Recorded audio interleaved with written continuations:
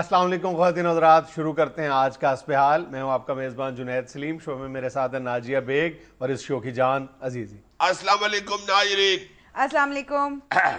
ایک تھکالا سا کوا لایا روٹی کا ٹکڑا، بھوکا تھا وہ بیچارہ ڈال پہ جا کر بیٹھ گیا، لومڑی ایک چالاک بڑی دیکھ رہی تھی گھڑی گھڑی، لومڑی نے کوے سے کہا کوے میاں جیوا جیوا، گیت سنا دو پیارا سا اور میٹھا سا۔ فارغ نہیں بیٹھتے، ہلکا ہلکا سا ڈانس کرو، اتنے تم سیریس، ماحول بنتا ہے اس سے۔ لومڑی نے کوے سے کہا کوے میاں جیوا جیوا، گیت سنا دو پیارا سا اور میٹھا سا، پیارا سا اور میٹھا سا۔ کوے نے تعریف سنی، طبیعت اس کی لہرائی، گانے لگا وہ کان کان کان، روٹی کا ٹکڑا نیچے گرا، لومڑی نے جھٹ اسے اٹھا، پل بھر میں یہ جا وہ جا، یہ جا وہ جا۔ یہ کیا شروع کر دیا آپ نے؟ اس نظم میں سبق دیا ہے پوئٹ نے، یہ جو ہوتی ہے خوشامد، یہ بہت بری چیز ہوتی ہے۔ صحیح۔ کوے کی خوشامد کی ہے لومڑی نے کہ تم بہت اچھا گاتے ہو، تو اس نے گانا شروع کر دیا تو روٹی کا ٹکڑا اس کے منہ سے نکل کے گر گیا، لومڑی اٹھا کے دوڑ گئی ہے۔ صحیح۔ یہ اس لیے میں نے سنایا ہے کہ دوپہر کو مجھے ایک ویور ملا حسب حال کا، بہت اچھا لڑکا تھا، مجھے کہتا جی صاحب، جب آپ آف بیٹ سناتے ہیں نیم گا کے، آپ یقین کریں گے آپ کی آواز ہلکی ہلکی بڑے غلام علی خان سے ملتی ہے۔ والٹ تو اس وقت مجھے بھی چڑھا تھا، میں نے کہا یار تم نے سیدھا بڑے غلام علی خان سے ملا دیا، چلو درمیانے سے ملا دیتے تو میں برداشت کر لیتا، سیدھا بڑے غلام علی خان ہی کہہ دیا۔ پھر اس کو میں نے یہ نیم سنائی، ایک تھا کالا سا کوا۔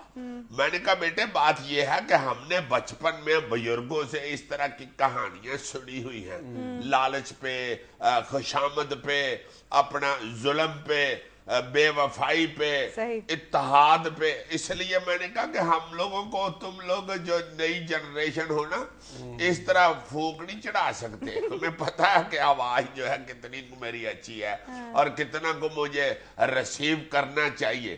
تم غلط کہہ رہے ہو بڑے غلام علی خان سے میری آواز، آپ کشور سے کہہ لو تو کوئی بری بات نہیں، بڑے غلام علی خان تو بہت بڑے آدمی ہوئے۔ یار ویسے کہاں گم ہو گیا ہے بچوں کو کہانیاں سنانے والا کلچر ہمارا؟ ہائے ہائے ہائے، ایسی کہانی بزرگ سنایا کرتے تھے کہ ساری زندگی۔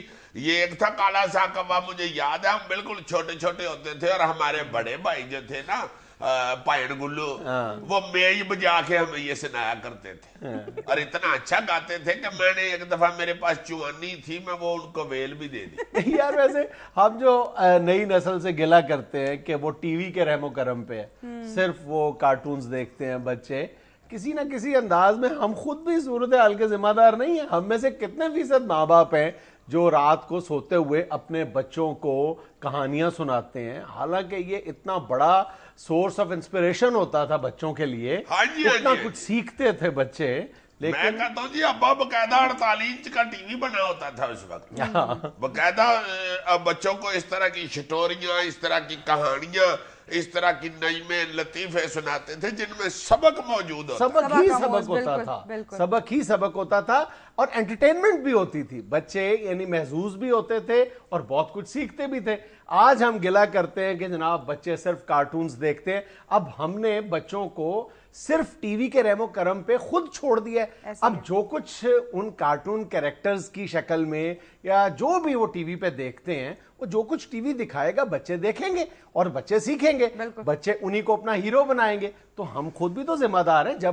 جب ماں باپ بچوں کو خود کہانیاں سنایا کرتے تھے تو وہ ساتھ ساتھ کہانی کی ایڈیٹنگ بھی کیا کرتے تھے، جملے لفظ سوچ سمجھ کر بولا کرتے تھے۔ یہ ذہن میں ہوتا تھا بزرگوں کے کہ بچے ہم سے کیا سیکھ رہے ہیں. صحیح. یعنی ایک ہی وقت میں بچوں کو انٹرٹین بھی کیا جاتا تھا, ایجوکیٹ بھی کیا جاتا تھا, اویئرنیس دی جاتی تھی. یار میں کہتا ہوں کہ ایسی ایسی سٹوری سناتے تھے والدین. اب وہ میرا خیال ہے کہ رواج بھی نہیں رہا, کچھ ٹائم بھی نہیں کیا لوگوں کے پاس. وہی ساری سٹوریاں اٹھا کے ٹی وی والوں نے پکڑنی ہوئی ہیں. اب سارا دن بچے ٹی وی دیکھتے رہتے ہیں, بزرگ بھی ساتھ میں لگے ٹی وی ہی دیکھتے رہتے ہیں, یا میچ لگے ہوتے ہیں اس قدر زیادہ کہ بچے پڑک پڑک کے وہ میچ کا مزہ لے رہے ہوتے ہیں. آؤٹ ٹی وی میں ہوتا ہے کرکٹر, ساتھ ابے کو بیٹھے ہوئے انگل گڈ مارتے ہیں خوشی. ابا بیچارہ ایسے کر رہا تھا, پتر کی ہو گیا پھر بیٹا. اچھا, اس نسل سے ہمیں ایک اور گلہ بھی ہے کہ یہ نسل کتابوں سے بہت دور ہو گئی ہے.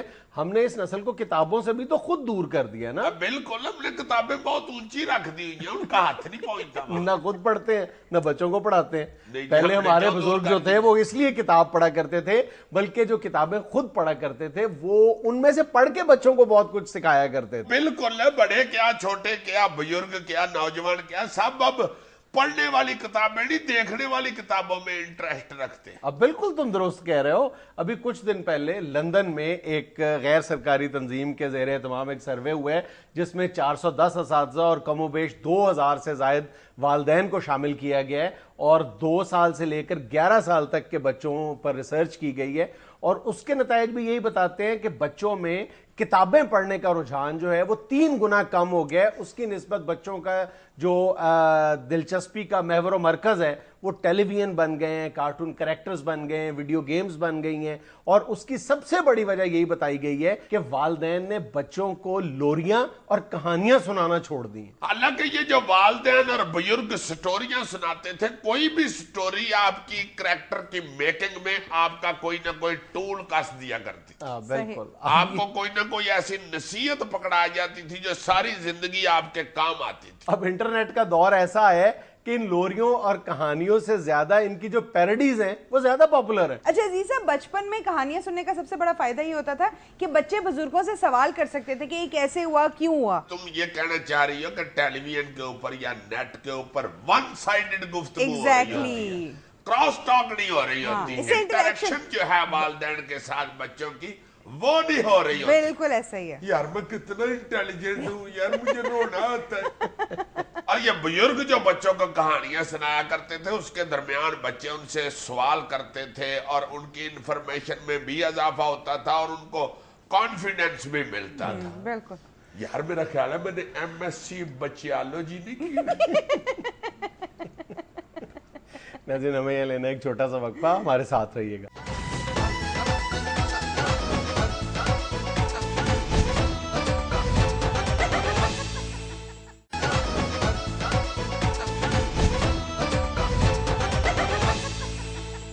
عبد القادر گیلانی FA پاس کیے بغیر ہی گریجویٹ بن گئے, یونیورسٹی کو نااہل قرار دینا پڑا. میں صدقے جاؤں اپنے مرشد کے, ہائے ہائے ہائے ہائے میرے مرشد. یہ مرشد کی دمال چھوٹی چھوٹی نہیں ہوگی یار. وہ مرشد پاک بڑے جو ہیں ان کی تمال یہ ہوتی ہے, ان کے بیٹے کی یہ تمال ہے. جو جو وہ بڑا ہوگا ہاتھ کھلتے جائیں گے, پھر یہاں پہ آ جائیں گے, پھر مرشد کے بیٹے کے بھی ہاتھ کھلتے جائیں گے. یار ایسے نہ کہو یار, خدا کے واسطے کیا کر رہے ہیں, محبت کرتے ہیں یار.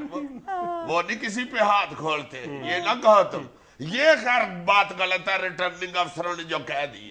یار خبر تو سنو بھائی, FA کرنے سے پہلے BA کر لیا. تو یار اگر یہ نہیں کر سکتے تو پھر مرشد کس بات کی ہے بھائی. وہ مرشد کچھ بھی کر سکتا ہے, مرشد ہوتا ہی وہ ہے جو مرضی کر لے. اچھا, وہ BA پہلے کرے پاوے FA پہلے کرے, ہو سکتا ہے, کیوں نہیں ہو سکتا. میرے گھر میرا بڑا بیٹا بعد میں پیدا ہوا, چھوٹا پہلے پیدا ہو گیا. یہ کیسے ہو سکتا ہے یار؟ میرا جو بڑا بیٹا ہے نا, اس کو سارا خاندان چھوٹا کہتا ہے, اس کو بعد میں پیدا ہونا چاہیے تھا, وہ پہلے پیدا ہو گیا ہوا. یہ اللہ تعالیٰ کے دین ہے, اللہ پاک کچھ بھی کر سکتے. یہ بھی ہو سکتا ہے, کوئی ضروری تو نہیں نا کہ بندہ سویا ہوا اٹھ کے تو پھر دانت صاف کرے, پہلے دانت صاف کر کے بعد میں بھی سویا ہوا اٹھ سکتا ہے. عزیز صاحب یہ کیسے ہو سکتا ہے؟ اللہ جانتا ہے. میں سویا ہوا اٹھاؤں, مجھے کھلیاں پڑی ہوئی تھی, مجھے یاد آیا ہو میں تو خواب میں مردش کرتا رہا. ہاں یہ ہو سکتا ہے. ہو سکتا ہے, ہو کیوں نہیں سکتا. بندہ پاوے قمیض پہلے پائے پاوے بنیان پہلے پائے, دونوں چیزیں اس کی اپنی ہے. بھئی FA بھی مرشد پاک کا اپنا ہے, BA بھی اپنا ہے, انہوں نے پہلے BA کر لیا, اس میں کون سی بات ہے. اب FA بھی کر لیں گے, صبر کرو یار. वैसे भी तुम पढ़े लिखे आदमी हो, सोचो यार जो बंदा बीए कर सकता है यार वो एफए नहीं कर सकता। बीए से ही समझ जाओ कि यार एफए पास ही है, ये क्या है, मुश्किल चीज इसने कर ली है तो वो तो एक आसान चीज होती है। ये तुम लोगों की साजिश है, पहले तुमने मेरे मुर्शद पाक को सियासत से आउट किया है, अब उड़ के बच्चों को करना चाहते हो। मगर याद रखना फूकों से ये चिराग बुझाए ना जाएंगे, इन चिरागों ने तेल ही बड़ा पी लिया। याद रखना मेरे मुर्शद की फैमिली के बगैर सियासत ऐसे ही है जैसे कीमे के बगैर कोफ्ते। ये ना कह देना कि दाल के कोफ्ते भी बन जाते हैं, उनको कोफ्ते नहीं वड़ियां कहते हैं। मुर्शद मेरे के साथ देखो क्या किया इन्होंने, अब मुर्शद मेरे बैठ के सोच रहे हैं यार है कि वड़ियां। रहमान मलिक ने मिनिस्टर एनक्लेव में किराए पर 3 माह के लिए घर हासिल कर लिया, आइंदा हुकूमत बनने तक इसी कॉलोनी में रहेंगे। शाबाश है। वो देखो यार रहमान मलिक साहब मिनिस्टर कॉलोनी से निकलने के लिए राजी नहीं है, उधर ही किराए पे रहना शुरू हो गए, वजारत छोड़ने को जी नहीं कर रहा। मैं कहता हूँ जी इतना दिल लग गया इनका वजारत में, मुझे तो किसी ने बताया कि अपने मुंह से ही बैठे बैठे करते रहती है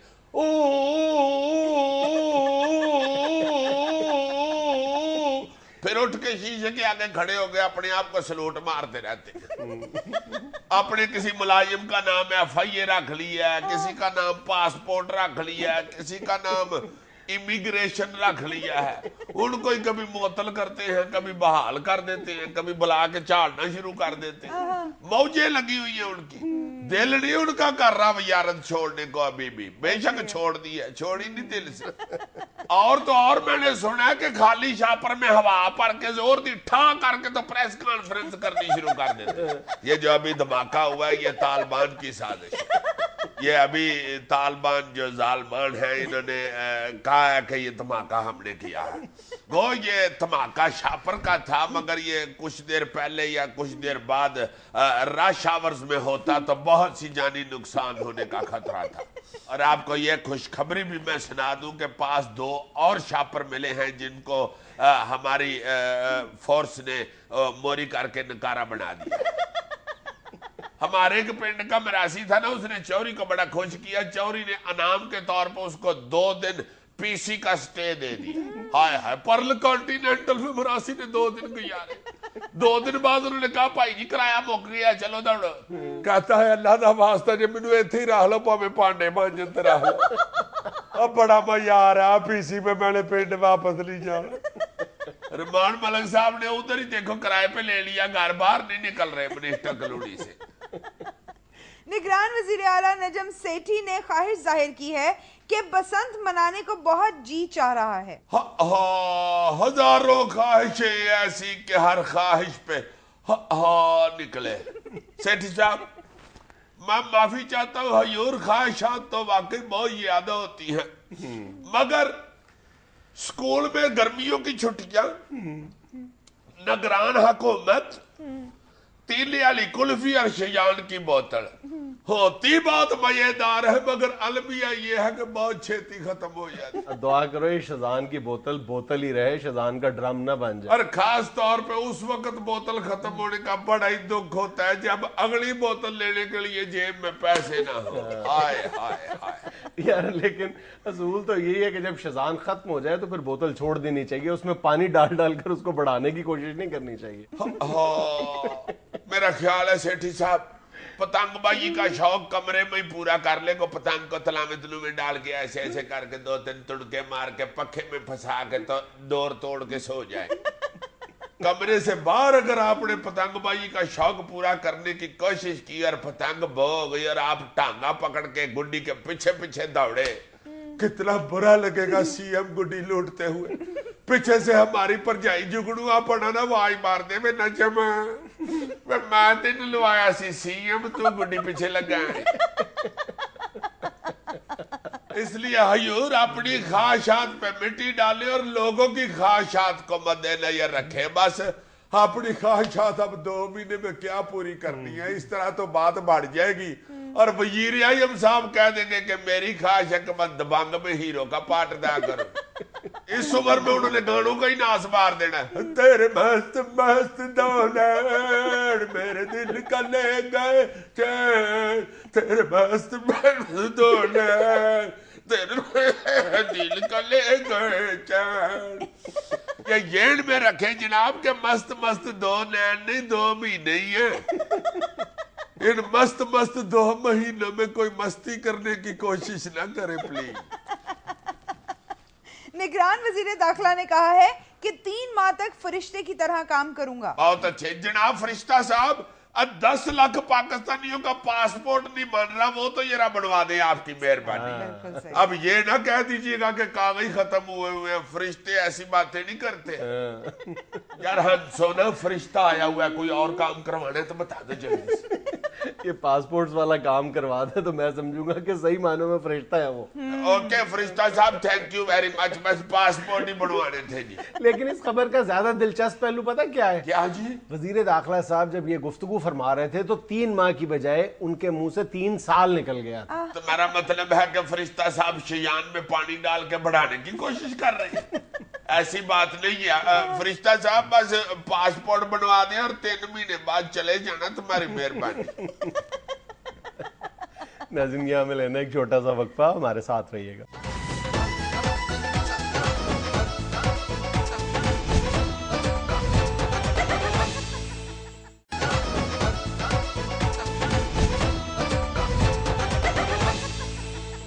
लो जी, जुनैद साहब एक दूरंदेश और मुफक्कर और जो दानिशवर आदमी है ना, मेरा ख्याल है वो सारे ये सोचते हैं कि इस मुल्क का जो ये बज़ाहिर नजर आ रहे हैं मसाइल, लोड शेडिंग का, बिजली का मसला, गैस का मसला, ये मेरा ख्याल है कि शायद हल भी हो जाए और नजर भी आ रहे हैं इंशाल्लाह हल होते हुए अगली हुकूमत में या उससे अगली में हो जाए। ये जो सबसे ज्यादा इधर खतरनाक चीज मुझ जैसे अक्लमंद आदमी को नजर आती है, अल्लाह मुझे माफ कर दे, ये जो आबादी हमारी बढ़ रही है ना, ये बड़ी खतरनाक है। तुम्हें पता है कि वर्ल्ड बैंक की एक रिपोर्ट के मुताबिक पाकिस्तान में जो टोटल आबादी बढ़ रही है वो 1.8%, मगर जो शहरों की आबादी बढ़ रही है वो 2.9% है, कमो बेश दुगनी। हाँ जी। अब ये जो शहरों की आबादी बढ़ रही है, ये किस तरह भला बढ़ रही है? एक तो चलो यहाँ पे लोग ज्यादा रहते हैं, यहाँ रह के बच्चे भी ज्यादा होते हैं यहाँ पे, मगर मेरा ख्याल ये है कि गांव से मूव करके शहर आने का जो रुझान है ना, ये भी इसमें बड़ा ज्यादा मुलव्वस है, बहुत ज्यादा। और उसमें सिर्फ आबादी नहीं बढ़ रही, हमारे जो और नुकसानात हो रहे हैं वो बहुत ज्यादा खतरनाक नजर आ रहे हैं। तुम जैसे लोग तो शहरों का रोना रोते रहते हैं ना कि शहरों पे बर्डन बढ़ रहा है, शहरों की आबादी बढ़ रही है। मेरे जैसा पेंडू आदमी जो है उसकी टेंशन ये है कि पिंड में बहुत ज्यादा मुसीबतें आने वाली हैं। अल्लाह ना करे ज़राअत हमारी बिल्कुल खत्म होती जा रही है, क्योंकि जब शहर बढ़ते हैं तो वो साथ साथ जो ज़राई जमीन होती है, ज़राअत वाली जमीन, ज़राई जमीन, उसको ही कवर करते हैं ना। रिहायशी कॉलोनियां, फैक्ट्रियां, रिहायशी कॉलोनी में बदलना शुरू हो जाती है ज़राई जमीन।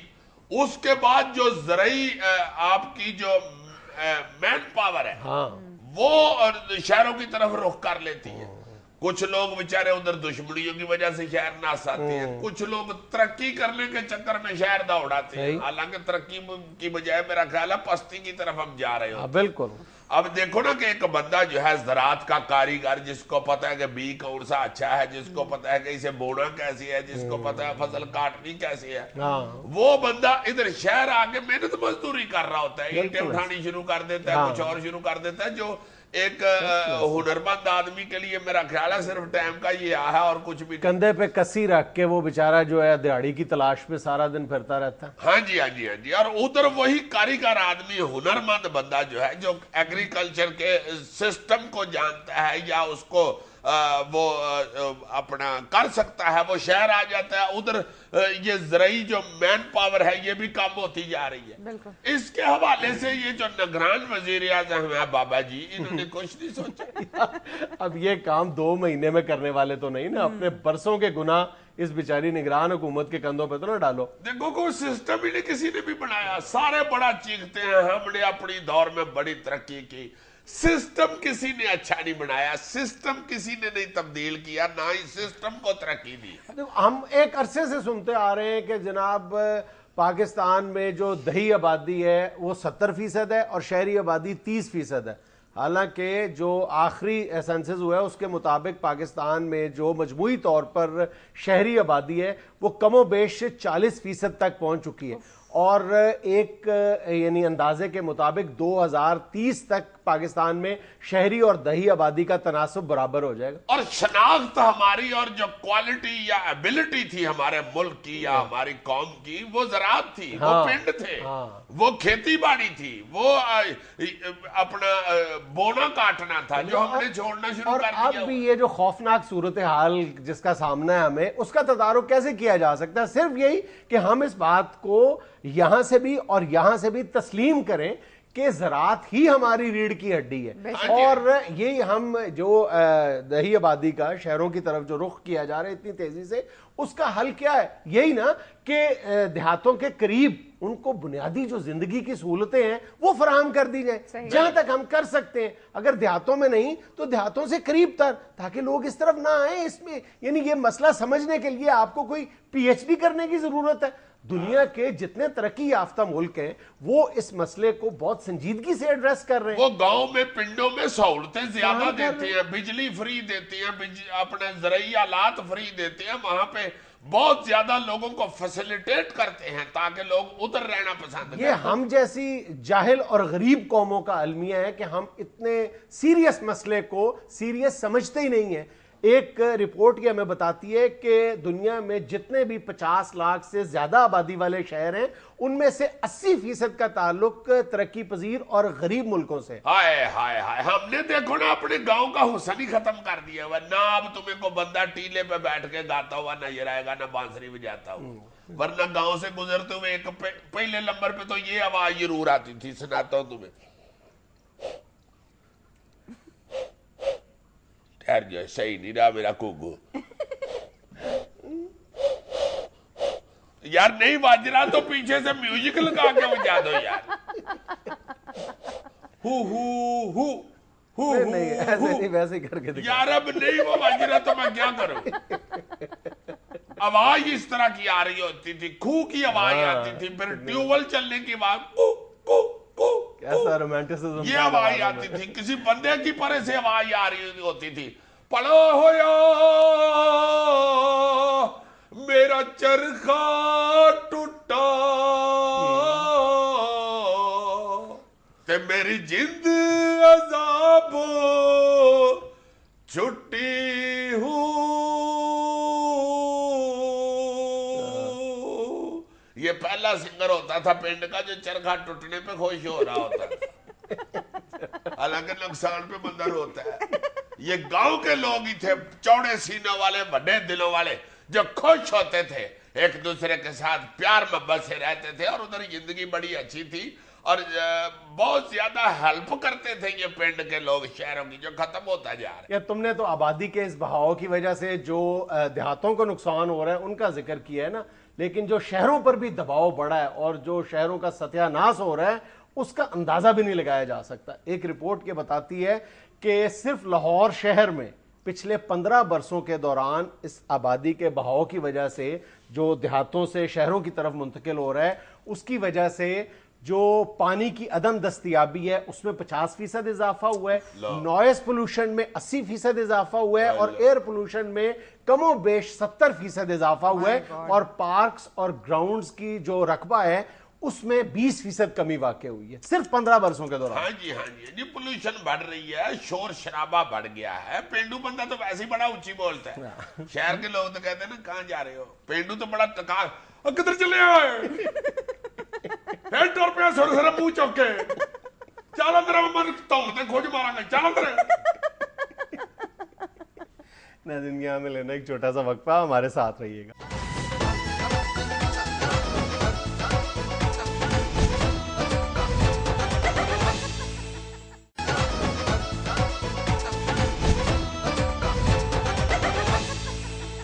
अजीजा बत्ते जीबियों का आगाज आज मैं करूंगी। یہ کہنے کی ضرورت نہیں، بات تہذیبیوں کا آغاز آپ لوگوں کی طرف سے ہی ہوتا ہے، میں تہذیب کے دائرے میں رہتا ہوں۔ اچھا بد تہذیبی میں نے یہ ڈسکس کرنی تھی کہ اکثر یہ ہوتا ہے کہ لوگوں نے اپنے گھروں کے باہر پودے لگائے ہوتے ہیں، پھول لگائے ہوئے ہوتے ہیں، لیکن کوئی بھی آ کے وہ پھول توڑ کر چلا جاتا ہے، وہ یہ نہیں سمجھتے کہ یہ چوری کر رہے ہیں یا یہ نقصان پہنچا رہے ہیں جنہوں نے لگائے ہیں پودے۔ اسے چوری سمجھتے نہیں ہیں پھول توڑنے والے، وہ اسے شغل میلہ سمجھتے ہیں، حالانکہ ایسا ہوتا نہیں۔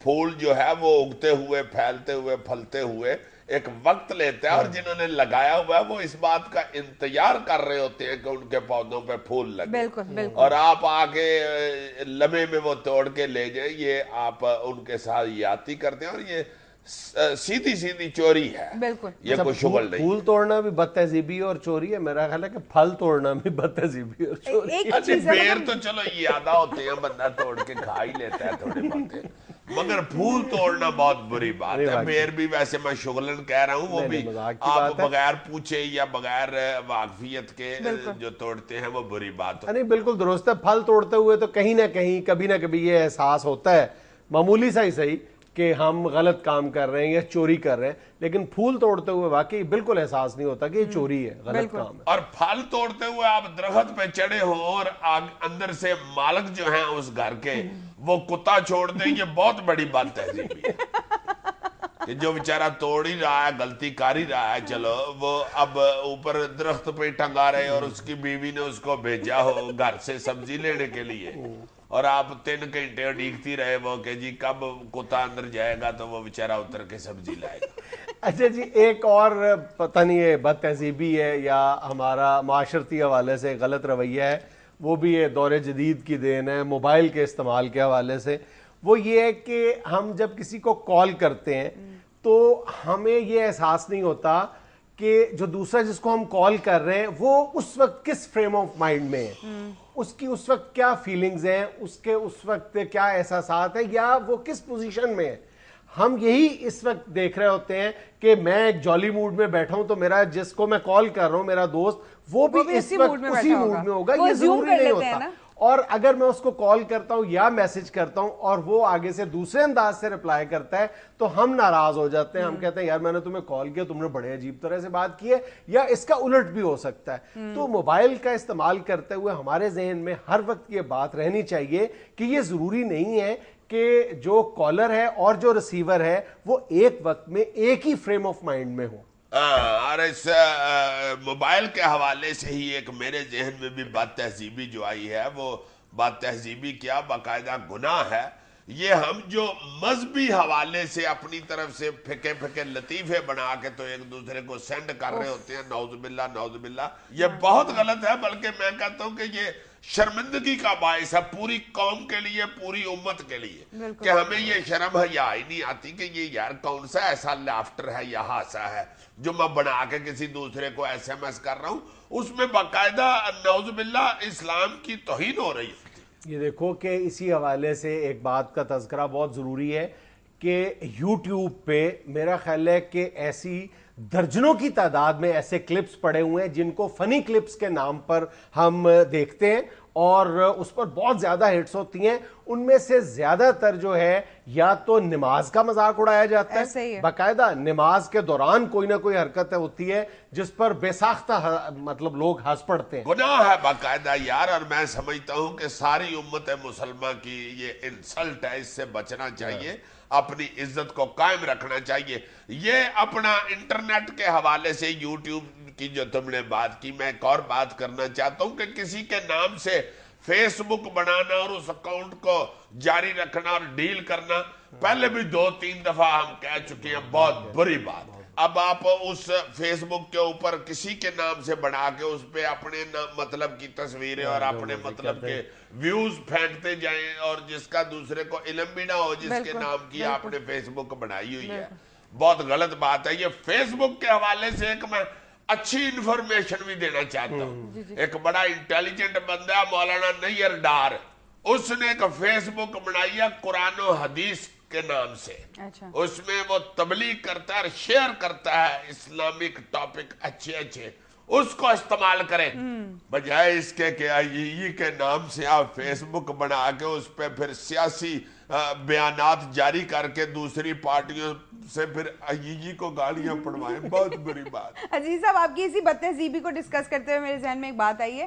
یہ جو آج کل یوتھ ہے آپس میں بیٹھے ہوئے جب یہ ایک دوسرے کو مخاطب کرتے ہیں تو بڑے اخلاق سے گرے ہوئے جملوں کا لفظوں کا استعمال کرتے ہیں اور بالکل پرہیز نہیں کرتے کہ یہ لفظ نہیں بولنے چاہیے، حالانکہ اخلاق جو ہے وہی سب سے اہم ہے انسان کی زندگی بالکل ایسا ہی میں، ہے۔ جس کا اخلاق نہیں اچھا وہ عیجی نہیں بن سکتا۔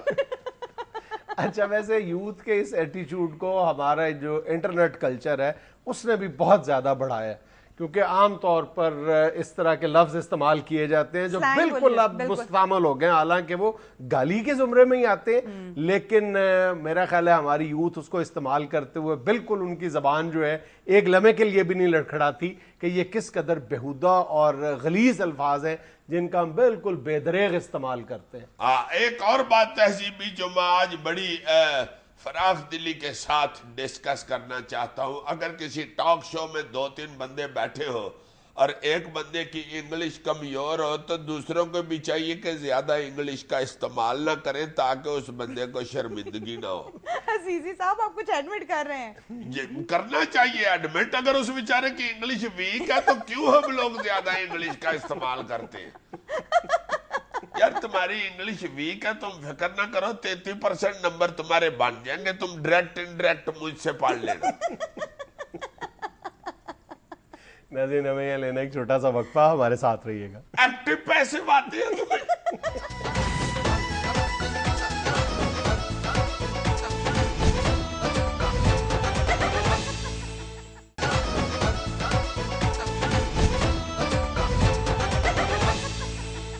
ناظرین سیاسی ستاروں کی چال اور مستقبل کے ذائچوں پر بات کرنے کے لیے ہمارے ساتھ موجود ہیں جناب بی ایم انجم۔ السلام علیکم۔ وعلیکم السلام جناب، بس 1 منٹ حضور، بس بہت زیادہ یار کام پکڑ لیا ہے، کوئی 150 بندے کا ذائچہ نکالنا ہے آج۔ اتنا کام؟ ہاں یہ بس یہ ذرا فیس ادھر کیجئے، اوپر اٹھائیے منہ، ادھر ذرا کیجئے، گڈ۔ آپ کا فیس بتاتا ہے کہ آپ ایم این اے بن سکتے ہیں، صرف ستاروں کی تھوڑی ڈینٹنگ پینٹنگ کرنی ہے۔ 5000 صرف فیس ہے، مس نہ کیجئے گا 5000 کے پیچھے۔ مجھے ایم این اے نہیں بننا۔ جی آر یو کریزی؟ او بھائی آج کل تو سارا پاکستان گھر سے M N A M P A بننے نکلا ہوا ہے۔ میرا تو جو صبح دودھ دینے آتا ہے بندہ، وہ بیچارہ مجھے کہہ رہا تھا کہ بھائی جان کو اس طرح کی ستاروں کی مرمت کر دیں کہ میں ایم این اے بن جاؤں۔ ہاں ضد کر رہا تھا کہ خدا کے واسطے انجم بھائی کچھ تو ایسا کرو، جیالوں کی سیٹ ہے، متوالوں کی ہے، گوالوں کی نہیں ہو سکتی۔ میں نے کہا بھائی خدا کے واسطے نہ یہ بحث کرو، جس کام میں پڑے ہو اسی میں ہی رہو۔ میں نے سوچا کہیں اس کو بھی لالچ دے کے تو اپنے دودھ کی طرف سے بھی نہ جاؤں۔ آپ کے لیے ویسے چانس ہے، میں صحیح کہہ رہا ہوں، اگر 5000 میری فیس زیادہ لگتی ہے تو آپ 4995 روپے دے دیجیے گا، آخر آپ کے ساتھ اتنی دیر کی سلام دعا ہے، کوئی ایسی بات نہیں ہے، ڈونٹ وری۔ مگر صرف 5000 کی وجہ سے چانس نہ مس کیجئے گا، بس فٹافٹ لیٹ فیس کے ساتھ کاغذات جمع کروائیں، لیٹ ہونا لم لیٹ نہ ہو جانا کہیں۔ اچھا آپ کی یہ مصروفیت الیکشنز کی وجہ سے؟ بھائی ایسا سیزن لگ رہا ہے کہ کیا بتاؤں آپ کو، اتنی لمبی لائن ہوتی ہے میرے کلینک کے آگے، آپ یقین کیجئے گا اتنی لمبی لائن کہ ایک شخص نے آگے 500 روپیہ میرے ہاتھ میں تھمایا اور مجھے کہنے لگا سی این جی ڈال دو۔ میں نے کہا کیا بکواس کر رہے ہو تم، میں سی این جی پہ بیٹھا ہوا میں لگتا ہوں؟ کہتا بھائی جتنی لمبی لائن تمہارے آگے لگی ہوئی ہے یہ تو آج کل سی این جی والوں کے آگے ہی لگی ہوتی ہے۔ آپ کا کلینک ہے؟ تو آپ کا کیا خیال ہے کہ میں موچی کی طرح نیچے بوری بچھا کے قسمت کو تروپے لگاتا ہوں؟ بھائی میں ایک پڑھا لکھا پامسٹ ہوں، میں نجومی نہیں ہوں، میں کیا ہوں؟ پامسٹ۔ ڈاکٹر تو نہیں ہے نا؟ شاباش، ڈاکٹر کیا بیچتا ہے بیچارہ، ہڑتالیں کرا کے بیچارے اپنی تنخواہیں بڑھاتے ہیں، یہاں تو بھائی پیسے نہیں سنبھالے جاتے، کیا بات کر رہے ہو؟ اچھا انجم صاحب فیس سیاستدان 5000 روپے فیس ہے جی، ایک حلقہ 5000 فیس ہے، یہ نہ کیجئے گا نا کہ 5000 روپیہ دے کے جا کے 4 حلقوں سے کھڑے ہو جائیں نا۔ اچھا ہاں دیکھیں ایک آدمی آیا میرے پاس اسی طرح، کہتا جی 4 حلقوں سے میں کھڑا ہوں، بھائی 4 5 اور 4 20,000 روپیہ دے دو۔ کہتا جی کیوں؟ میں نے کہا دیکھو 4 حلقوں میں تم کھڑے ہو، تمہارے 4 ذائچے بنانے پڑیں گے، ہر حلقے میں تمہارے دشمن اور ہیں، حلقے کا نمبر اور ہے، نمبرنگ کی وجہ سے پھر جو رزلٹ نکالنا ہوتا ہے اسے ہی تو علم جعفر کہتے ہیں۔ یہ ہماری بھی ساری نمبر کی گیم ہوتی ہے اور سیاست بھی آج کل نمبر کی گیم ہی ہے۔ हल्के के मुताबिक जब कैलकुलेट करके हम जमा तफरीक के बाद निकालते हैं कि इसका नंबर क्या बनता है हल्के का, तो उसमें फिर ये बताना पड़ता है चूंकि आपका 8 निकल रहा है, इसलिए तुम्हारा मुखालिफ जो है वो तुम्हें घेर के मारेगा। देखे ना, समझ आ रही है ना ये घेर के मारना, यू नो। अगर तुम्हारे हल्के का नंबर जो है वो 6 बन रहा है तो फिर तुम उसको लपेट लोगे। अच्छा, बात समझ गए ना, उसको लपेट लोगे। 6 बन गया। और अगर 9 बनता है तो वो तुम्हें लपेट लेगा। अच्छा, और अगर तुम जीत गए तो तुम सब कुछ लपेट लोगे। इसलिए 5000 देना उनको चुपता नहीं है भाई। 5000 तो जो है वो कोई इतनी रकम नहीं है। 5000 में अगर एक बंदा MNA बन रहा है तो बड़ा सस्ता है, इसलिए प्लीज निकालिए एडवांस। यार हंस रहे हो, 5 साल के लिए तुमने MNA बनना है और 5000 रुपया मांग रहा हूँ। 1000 रुपया फी साल और रोजाना का 3.25 रुपए बनते हैं। यार 3.25 रुपए नहीं कर सकते, दो एडवांस में, दो निकालो। अभी तो उन्होंने कहा है कि उन्होंने MNA नहीं बनना। ओहो भाई, तुम क्यों बीच में बोल, मुंह उधर करो। नहीं, तुम इधर ही रखो, तुम कुछ नहीं बनोगी, तुम सिर्फ हंसती रहोगी। और शुरू में सब यही कहते हैं कि मैंने नहीं बनना MNA, फिर वही जो अकड़ के फिर रहा होता है ना कि मैंने नहीं बनना MNA, वो धोबी का तप्पड़ उठा के कह रहा होता है, चाचा मेरा अब्बा तेरे अब्बे दे कपड़े निचोड़ता हुंदा सी, वोट मैनू ही देना ही। ये स्टेज भी बाद में आती है। इससे पहले रायवेंड, बिलावल हाउस और जमान पार्क में टिकट लेने के लिए खाली खंभों पे चढ़ रहे होते हैं बेचारे। इससे तो मैं 5 साल की हुकूमत की ऑफर करा रहा हूं। ये जो 2 महीने के लिए आए हैं निगरान बेचारे, ये नजूमियों के पीछे खच्चल होते फिरते हैं। ये जो निगरान वजीर आजम आए हैं चाचा खोसू, ये मेरे पास आए थे। अच्छा। मुझे हाथ दिखाने आए थे, मुझे कह रहे थे कि जरा मेरी हाथ की लकीर देखो। मैंने कहा बाबा जी इस उम्र में तो सारा हाथ वटो वाट हुआ है, किस लाइन को देखूं? मैंने कहा हुजूर जितनी लाइनें हाथ में बन चुकी है ना, लाजमन इनमें से एक वजीर आजम की होगी। देख लो आज बने हुए हैं वजीर आजम। ये नजम सेठी आया था हाथ दिखाने नहीं, आंखें दिखाने। कहने लगा मैं वजीर आलाबाद में हूँ, पहले साहबी हूँ, जरा ध्यान से रहना। अच्छा अंजुम साहब, लोग अभी से वजारतों के बारे में भी पूछ रहे हैं आपसे? ऐसे ऐसे एक MNA अभी कुछ दिन पहले मेरे पास आया, आगे मुझे कहने लगा भाई मुझे बताओ मेरे हाथ में कौन सी वजारत की लाइन है। मैंने देखकर बता दिया कि भाई तुम्हारे हाथ में सिर्फ खुडे लाइन है। तप गया। मुझे कहता है अबे बेशरम नजूमी, तुमने सिर्फ खुडे लाइन देखी है, मेरे पैर में ठुडे लाइन नहीं देखी। ठुडे मारने शुरू हो गया यार। वो तो अल्लाह का शुक्र है मैंने न्योला पाला हुआ है। वो पेटी के नीचे से निकल आया, वो MNA उसे देख के डर के दौड़ गया। आपने न्योला पाला हुआ है? जी बिल्कुल भाई, समझ के पाला है जी। अब तो लोग कहना शुरू हो गए हैं कि अंजुम न्योले की शक्ल बिल्कुल तुमसे मिलना शुरू हो गई है। रोटी खाने के बाद वैसे ही एक्सप्रेशन बनाता है जैसे मैं गाहक से पैसे लेने के बाद बनाता हूँ। इल्मे नजूम की वजह से तो मैं अपने घर में भी बेइज्जती करवा चुका हूँ। अच्छा। एक दिन आपकी भाभी कहने लगी जरा हाथ देख के बताओ आज मैं क्या पकाऊंगी। मैंने देख के बताया, मैंने कहा भाई ये तो समझ नहीं आ रही क्या पकाओगी, ये समझ आ रही है कि जो भी पकाओगी बद जायका पकाओगी। बस उसके बाद बहुत जायका आया। खाना खाने का नहीं, मार खाने का। इसका मतलब है भाभी को भी इल्मे नजूम है। ऐसा इल्मे नजूम जानती है, बल्कि हर बीवी जानती है इल्मे नजूम तो। खावत घर में घुसता ही है तो हर बीवी को पता होता है इसकी जेब में कितने पैसे हैं। नाज़रीन ये था आज का हस्बे हाल। खुश रहे, खुश रखें। आपसे मुलाकात होगी इंशाल्लाह कल। अल्लाह हाफिज।